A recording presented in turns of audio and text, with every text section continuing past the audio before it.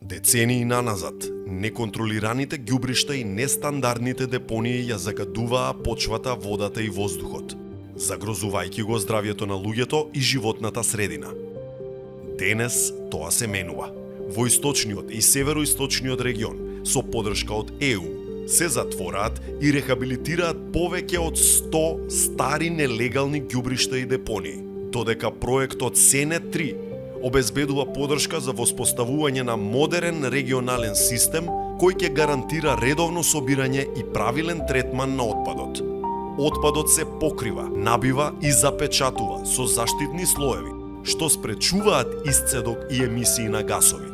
Теренот се преобликува и стабилизира, а на крај се засадува зеленило за да се обнови природата и да се подобри пределот. Во следната фаза, сите општини ќе функционираат во рамките на новиот регионален систем за управување со отпад, со затворањето на старите и небезбедни ѓубришта и со изградбата на новиот систем.